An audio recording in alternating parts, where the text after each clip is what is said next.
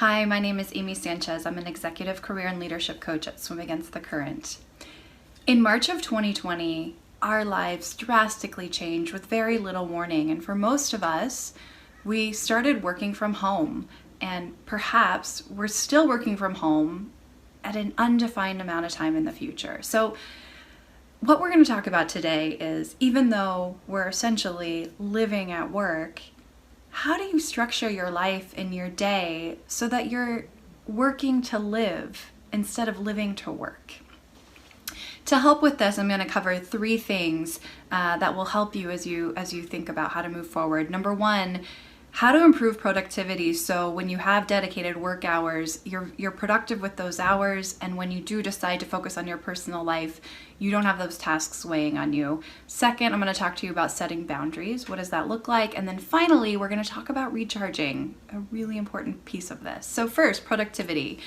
There's been a number of books written about this. So some of the best tips that I've found as I scoured the internet, particularly from a book called The 4-Hour Workweek. So there's things you can do to help you get through your workday faster and more efficiently. Number one, find time to block like activities, and so you can get through them all at once. That cognitive transition from one activity to another depletes our energy. So if we complete like tasks all at once, we decrease the amount of energy it's going to take to bounce from task to task. Two, set a 2-minute rule. So there's a lot of little things that come up on our to-do list that can just become a time suck.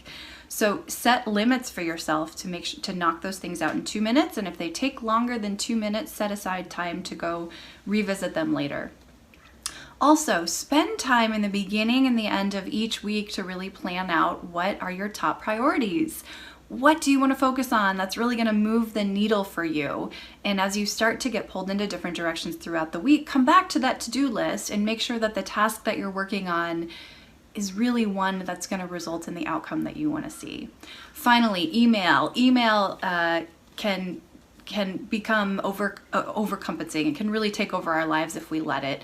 So a great practice is to just set times during the day when you check email and then turn it off. So for example, if you decide to check email in the morning, in the middle of the day, and at the end of the day, you're not going to be constantly distracted by email, and you can focus on the task at hand while still responding in a timely manner. There is a sample schedule on my website that can help you think about how to calendar your week to maximize your productivity. So if you go to my website, swim-against.com, you'll see that sample schedule on the blog that talks about living at work.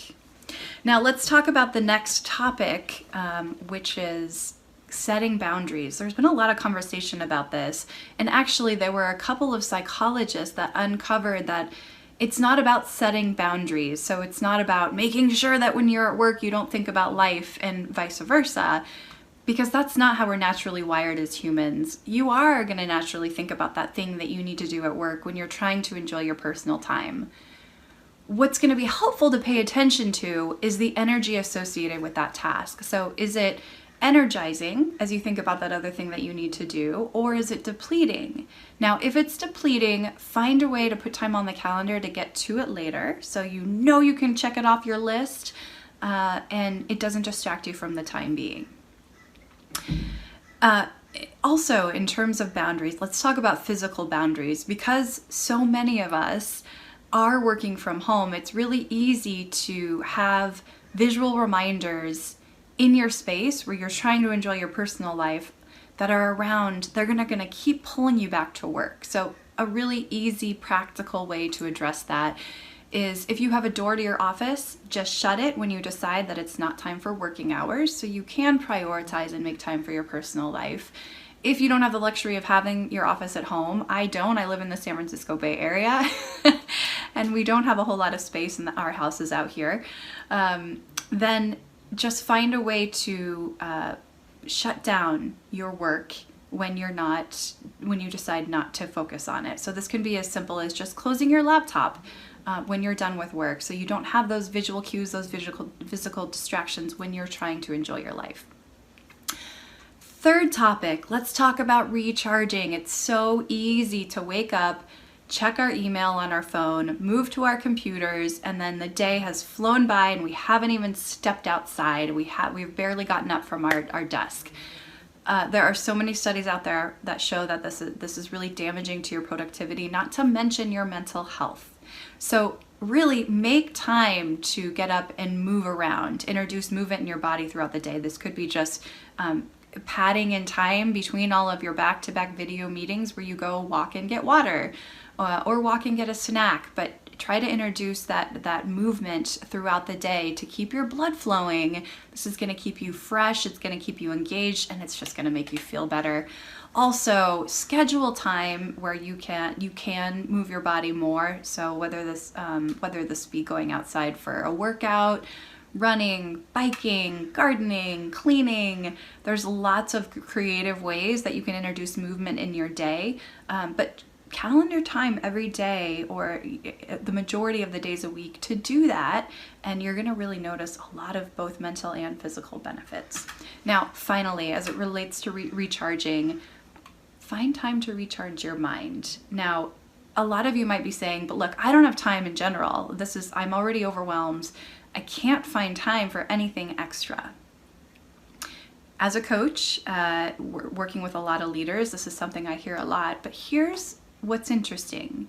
If you do take a small amount of time, and this could be even just 2 to 5 minutes a day, to carve out space to think about things you're grateful for, to think about an intention for the week, and really just be mindful of the way that you want to go about your week, things that you want to prioritize both at work and in your personal life. This can help reduce all of the swirl. It can help reduce the number of activities that you get pulled into that don't honor your values or don't align with your targets at work. And so it's really important to just make a small amount of time every day to be intentional so that you reduce the amount of time that you get pulled into activities that really are not going to honor your priorities at work and your personal priorities. I hope this has given you something to think about as we all move forward through the pandemic and look to the light at the end of the tunnel when things get back to normal. In short, though, we are learning a lot during this time, and life is going to change pretty drastically even when we're post-pandemic. So use this time to your advantage to figure out what is working and what isn't working in your life and optimize appropriately, both personally and professionally. You can learn more by visiting my website. It's swimagainstthecurrent.com or swim-against.com. Again, I'm Amy Sanchez.